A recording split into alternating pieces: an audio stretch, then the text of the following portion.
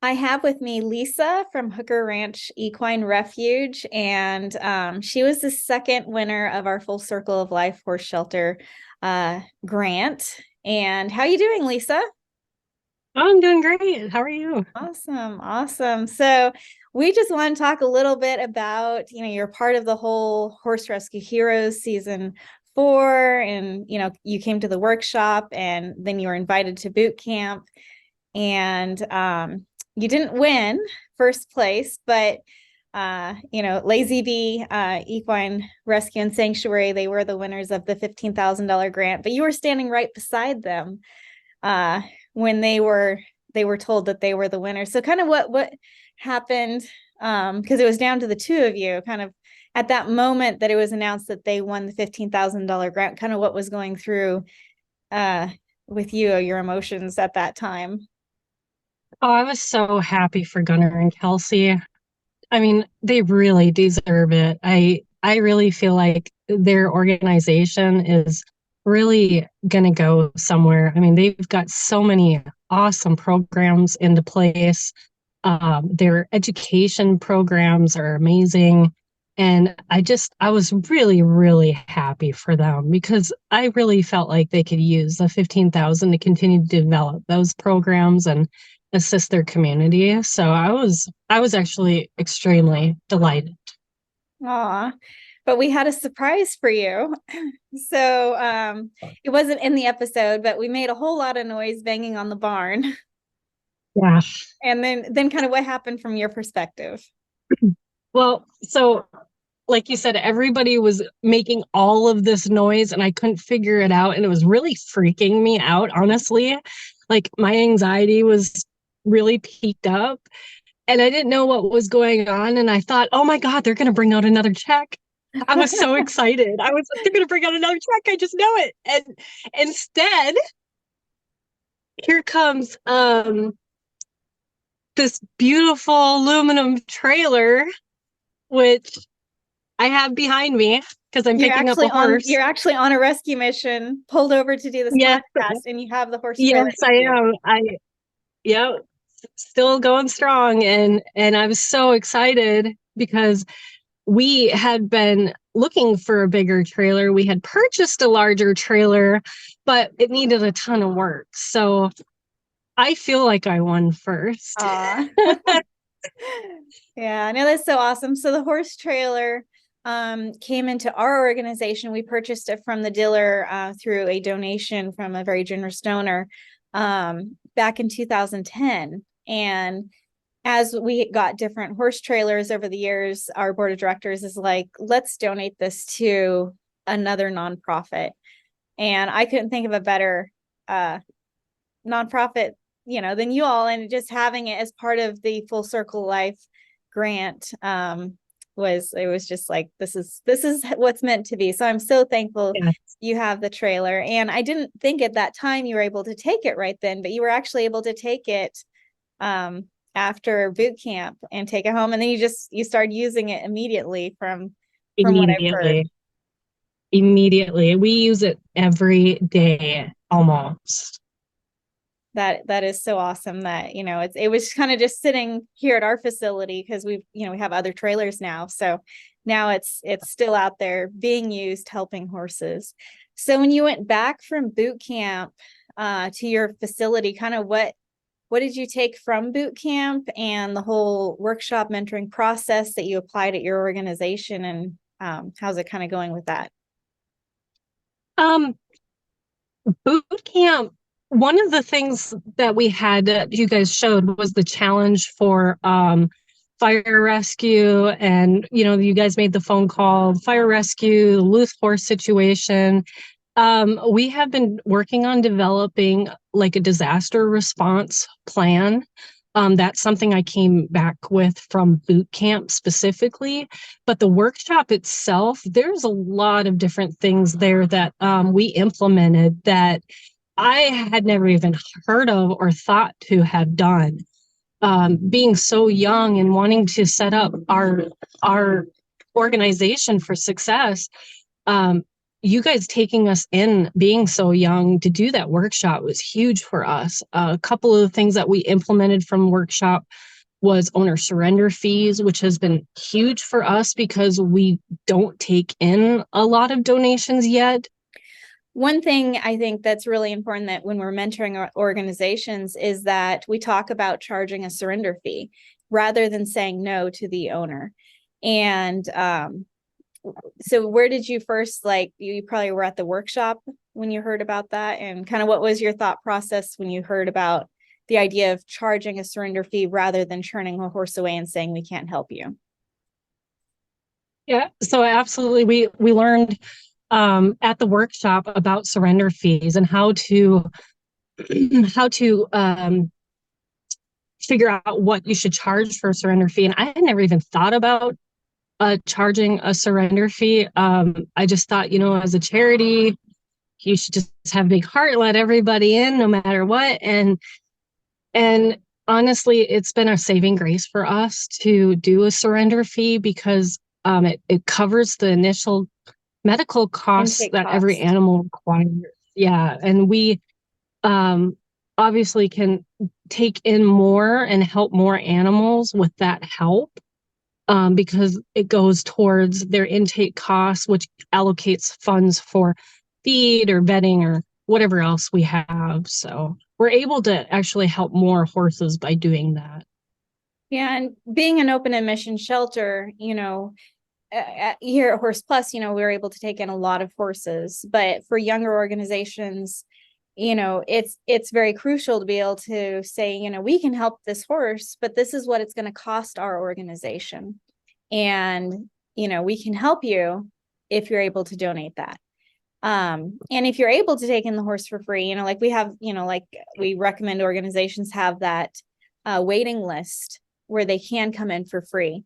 But horses Yes. beyond that you'd typically be saying no to, you can say yes with the surrender fee that will cover that horse's care at that time at your facility, or help network it to another organization. Like you can bring it into your organization and then transfer it on to another horse organization within the Full Circle of Life Horse Shelter Network. So it's really amazing to have, you as part of this network in Texas. And Texas has its own trials. There's thousands and thousands of horses are exported out of your state into Mexico. So what do you kind of see from that perspective? From that perspective, I have my challenges. The horse market is flooded in Texas. Everybody has a horse. So I have challenges with adopting out horses, and I have created opportunities where the prices go down and things like that. But we're, going to boot camp and talking with KT and getting her mentorship and seeing how she does a tiered system for her pricing. That's something that we're evaluating right now as we speak. Adoption fees. Yeah. Mm-hmm. Yes, because to have one flat adoption rate, it works, but it doesn't. So we're looking into that as well too. And that again is something I learned from going to boot camp. Mm-hmm. And that's, I think, really the beauty of the Full Circle Life Horse Shelter Network is it's all these organizations across the United States. Like there's a organization within a day's drive of every horse in the United States can get to one of the Full Circle Life Horse Shelter Networks. But we all are under one philosophy that we want to help horses regardless of their condition. We don't want to see horses going to slaughter, but we all do things a little differently. And right. It's like Horse Plus, we have a flat adoption rate, but then KT has a tiered. And so organizations coming into the network, they're able to pull from everybody. It's not like this is how it's done. And so that's I think one of the amazing things is we can all learn so much from each other. And Carrie had the buyout program, and she was always talking about it. And the first time that I was aware of the buyout program, it was like, okay, so this sounds neat. We were doing a one-day open door shelter in Colorado. So it was a free surrender event. And Carrie's like, let's do, we'll sponsor the first 20 horses we'll pay $100 for. And I was like, okay, well, we'd never done that at any of our one day open door shelter events that we did across the United States. But I was like, this is going to encourage some people to bring them when they'd rather take them to auction. And what we found at that one day open surrender event, I think it was in 2018 or so, somewhere back in there. But the people who brought horses that wanted the money were the same people that would take horses to auction, and the horses that they had desperately needed help. And then there were other people bringing horses to the surrender event who were making donations. And it just, they were just so happy that there was a safe place to take their horse, and they were happy to make a donation. And then there are the other people who know that horse has a slaughter price on their head, and they want that money, and they don't care what happens to that horse. And so for a very long time through the buyout, Carrie kept talking about it. And then, we implemented it earlier in the year of last year. And then towards the end of the year, we were heavily using it and intercepting. Close to 200 horses got intercepted out of the slaughter pipeline just at our facility through the buyout program. And, we totally learned that from Carrie. That was her idea at Colorado Horse Rescue Network. So being within this network that we're creating together is just really amazing.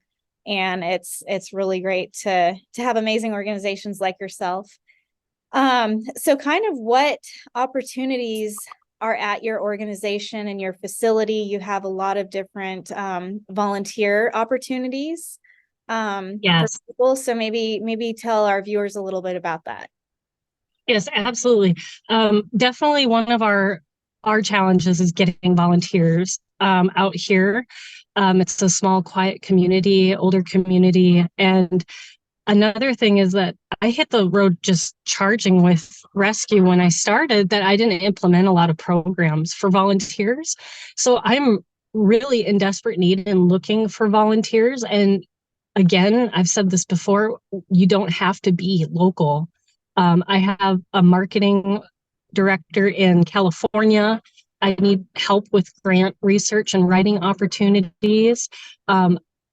I've got so many different opportunities for volunteers to work from remotely that, if you could tell me what your skill set is or what you're interested in, I will let you go to, with it running and develop something to help us, because I really need the help. We are so hands-on here.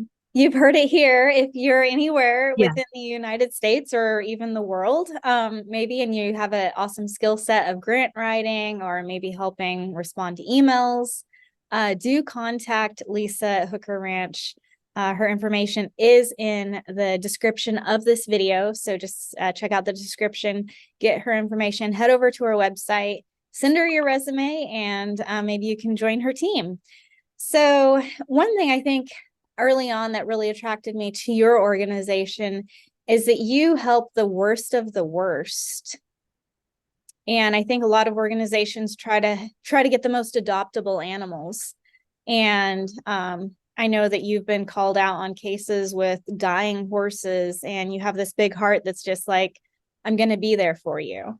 So maybe if you want to share a little bit about some of those cases that, you're there for horses when everyone else walks away. It's really tough. I knew coming into horse rescue that I could take the worst of the worst because of the situations that I dealt with in the military. I dealt with mass casualty situations of civilians, and I dealt with some really rough stuff, and I was able to handle it. And I was like, I can go into horse rescue. Like, I can do what nobody else is doing and give these guys an opportunity to feel loved and to die a dignified death, but also, just give them the love that they deserve. And that's what I started doing. One of the first cases I took, it was a horse that had a massive shoulder injury, and we didn't know how bad it was until we actually got her and it was broken. But we gave her enough pain relief and provided her enough love that she knew what it was like to be cared for. And then, of course, we gave her the last act of kindness as our vet recommended. And we often go to auction and pull horses like her, because they go from one end of the country to the other and back so many times, and it needs to stop. They're not meant to be, treated that way, and it just breaks my heart. And so we'll pull them knowing we might need to put one down. Yeah. Um, Because it's it's the just kindest rough, option but for them. I think within the slaughter pipeline, there's so many horses that are suffering, and they're horses that their owners walked away from. They didn't want to be there for that horse, be a responsible horse owner. And when they can get a slaughter price on them, they'll take them to auctions, and horrific things happen. Like we see it constantly. If those watch our TV show, Horse Shelter Heroes, when we do auction rescues, like we see some of the most horrible things. And it's basically allowed because within the slaughter pipeline, you might get one horse, some trader might get one horse at an auction and take it to another auction. That horse is injured or it's in really bad shape, or who knows what's going on with it.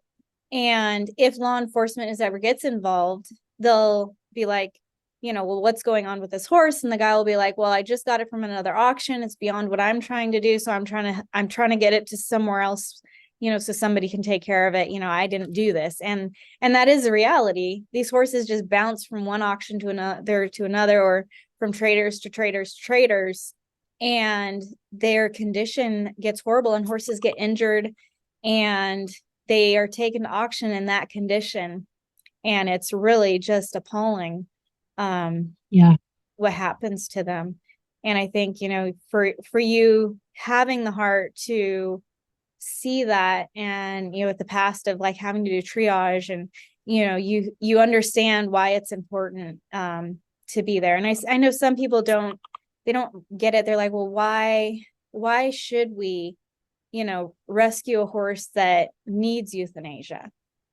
And I think they're asking that question because they don't know what it's like to be there and stand beside that horse. yeah, When you're there with a suffering horse and you're able to stand beside it, and you see that pain in that horse's eye, you just want to relieve that suffering. mhm, And that's where people that watch on the internet are like, well, why would you rescue that horse? It's like they don't know what you and I see. And yeah, it's a hard situation to be in, but every horse, regardless of its condition, needs love and respect, and to have an advocate. absolutely. So you are on a rescue mission today. So are you getting Yes, an owner surrender, or what's going on today? yes, yes. We just picked up a 29-year-old owner surrendered Tennessee walking horse. His name is Dakota, and he's a sweet boy. Aw, that's so awesome. And that's, being able to accept horses into your facility, with surrender fees, or being an open admission shelter. Somebody has a 29-year-old horse, that's a pretty old horse.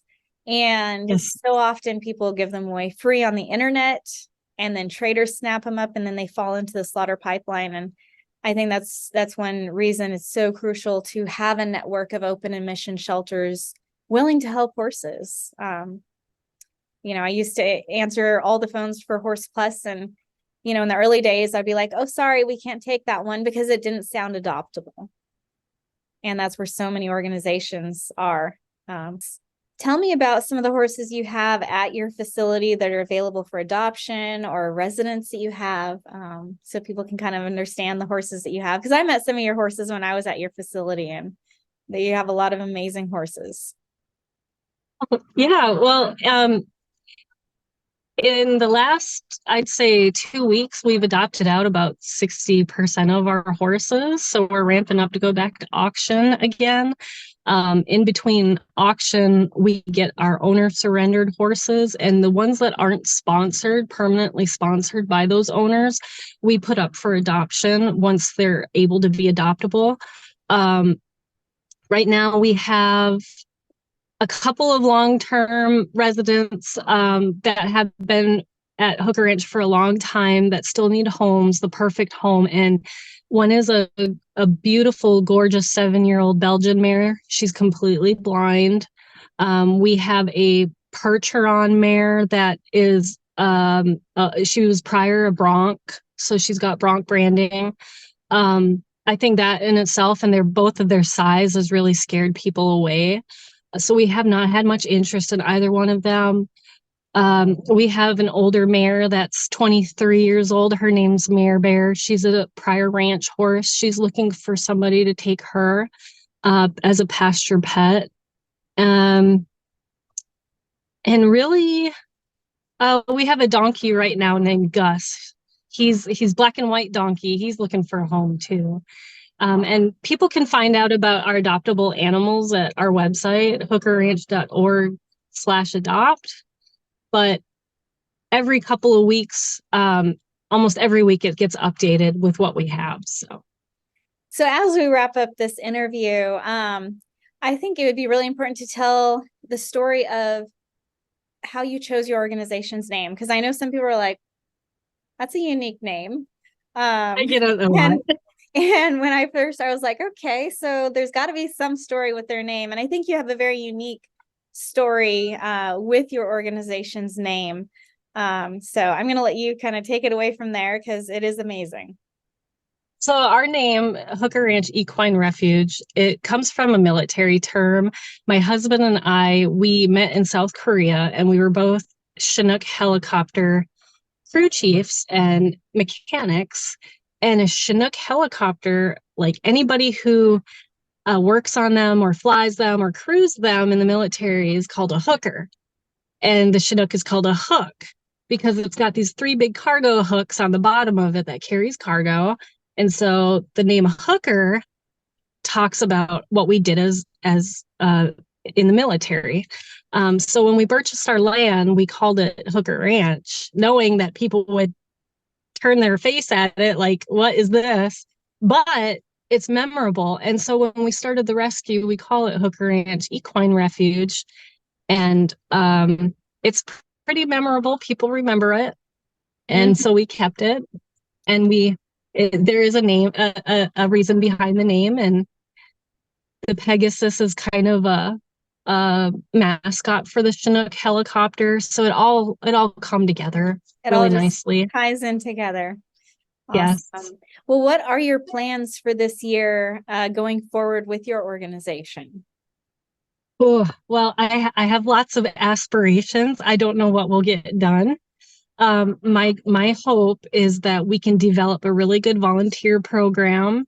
Another opportunity that we have there is the Facebook, the YouTube, the social media. If I can find a volunteer, maybe afar, that would like to do video editing and things like that, I want to develop our YouTube page, get some episodes going, get the content out there to do something like that. But I just need help.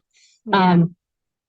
I also want to get more involved with my community, helping our community more. We dabbled in it a little bit, but like I actually want to start and develop some food banks and things like that, educational resources. A lot of people just don't know how to care for and feed their animals.